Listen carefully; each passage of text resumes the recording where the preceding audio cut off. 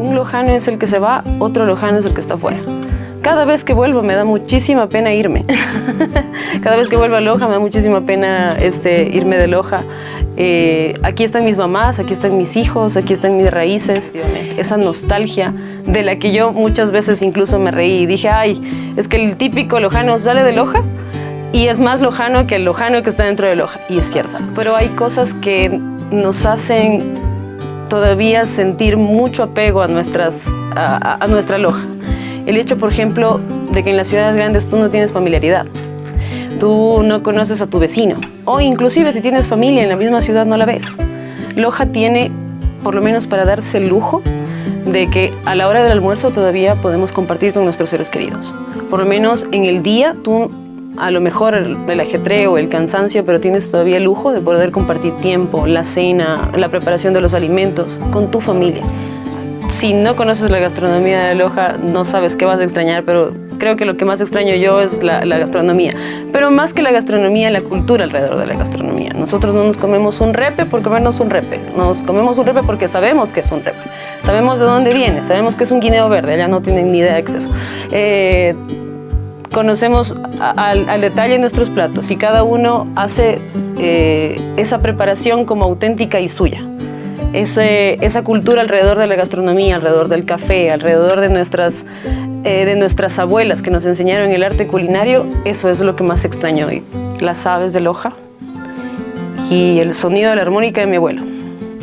Mi abuelito fue ciego durante toda mi vida, 40 años. Y una de las formas que él tenía de comunicarse siempre era a través de la música, a través de los sonidos. Ciego como era él, a nosotros nos enseñó a ser más cuidadosos en los sonidos. Y él tenía esta forma de tocar la armónica autodidactamente. Nos levantaba cada día en nuestro cumpleaños con Estas son las mañanitas. Mi abuelo nos enseñó transistores, nos enseñó a hacer radiodifusores.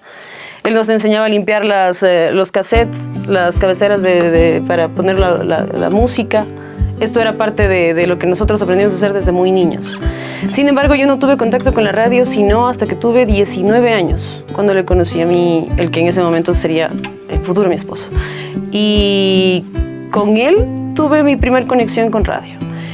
Pero creo que el hecho de contar historias, que es algo que te prepara para hacer la radio, el hecho de tener una conexión con la gente mucho más allá de lo que dices, cómo lo dices y qué es lo que pretendes hacerle sentir a la otra persona cuando lo dices, eso sí nos lo inculcaron desde niños. Entonces yo creo que de cierta forma estaba predestinada a que mi vida sea a través de la comunicación.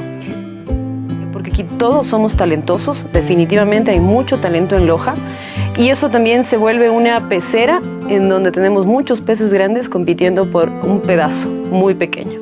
Por eso hablo también de la especialización. No creo que ha perdido vigencia, más bien creo que si antes de pandemia, antes de COVID-19, podíamos hablar de que las radios estaban desapareciendo, que en 20 años las radios podían desaparecer, lo que nos mostró la pandemia es que la radio siempre ha sido comunidad. No sé cómo vaya a desarrollarse el tema de la inteligencia artificial en voces artificiales, pero finalmente siempre seremos voces humanas, las voces que conectan, las voces que pueden llegar, las voces que incluso se equivocan, que tienen que repetir una palabra, porque eso nos hace humanos, nos hace parte de eso, no somos perfectibles, ¿no? Yo considero que la inteligencia artificial, si bien nos tomó por sorpresa y nos llegó a pensar que a lo mejor podían relegarnos un poco, es una herramienta muy útil la inteligencia artificial. Como todo, sí, se le tuvo miedo por el desconocimiento, yo creo que lo tenemos que manejar como eso, como una herramienta. Los contenidos ahora pueden ser mucho más pulidos. Ojo, tampoco dejarle a la inteligencia artificial todo lo que estás haciendo, porque finalmente puede equivocarse, puede cometer un error, puede darte un dato erróneo. Cuando tú sabes que llegas a la gente porque puede que no conozcas a tu audiencia uno por uno, ¿no? Pero finalmente hay gente que te encuentra en la calle, gente que a través de redes te dice tú. Gente que finalmente se conecta contigo por rasgos, gestos, por cosas que haces o lo haces muy personal. Pero claro, la radio también es tener mucha pasión por lo que haces, saber lo que haces y enamorarte todos los días de lo que estás haciendo, de tu nicho, de tu audiencia, de tus contenidos.